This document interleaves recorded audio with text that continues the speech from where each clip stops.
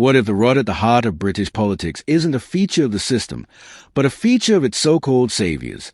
For years, Keir Starmer sold himself as a man who would restore dignity, honesty, and principle to the Labour Party. He rode in on a wave of promises about transparency, ethical leadership, and accountability. But as the mask slips, what's being revealed isn't just hypocrisy, it's betrayal on a national scale. We're not talking about minor policy backtracking or political spin. We're talking about a scandal so severe it could and should end political careers and permanently stain Labour's moral authority. The revelation of Starmer's links to a £4 million hedge fund scandal has shattered the illusion of integrity that Labour's leadership worked so hard to construct. This isn't political mudslinging. It's about cold, documented facts. Internal documents show repeated meetings between Starmer's inner circle and representatives of financial institutions that have made fortunes off the back of working-class suffering. These aren't merely donors. They are profiteers of austerity, deregulation, and economic manipulation.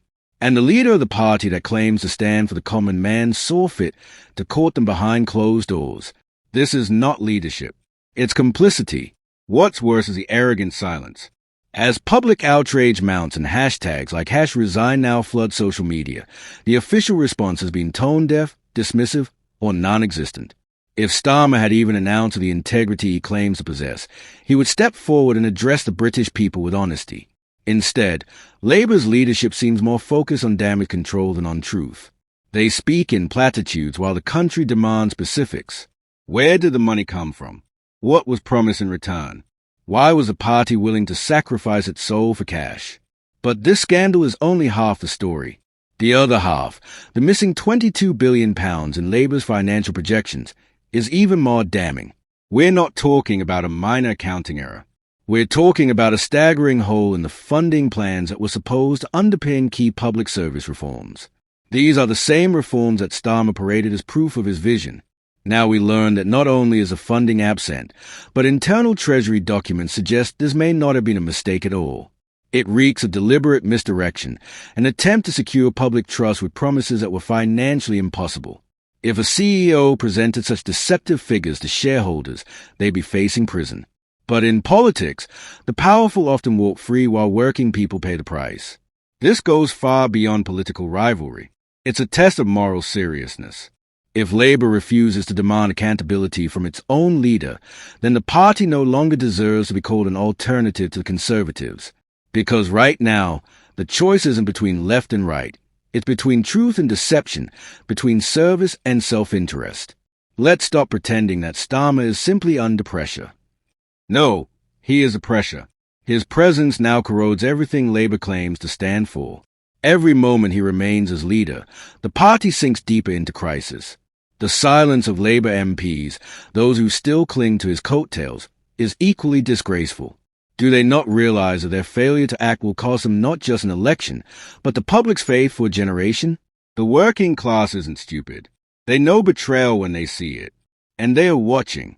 There must be consequences. Starmer must resign, not because the media says so, not because his approval ratings drop, but because leadership without integrity is a liability.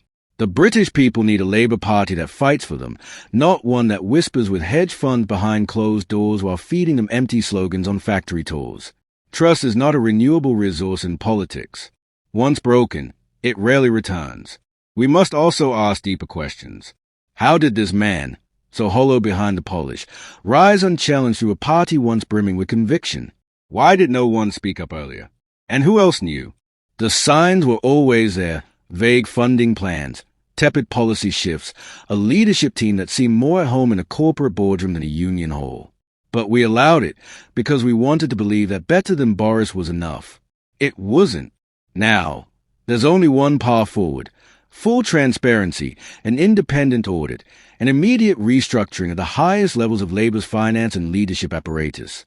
That includes removing any officials who enabled this deception, silenced whistleblowers, or obstructed scrutiny. Anything less is an insult to the millions who still believe that politics can be a force for good. And let's be clear, if Labour can't clean its own house, voters will burn it down at the ballot box.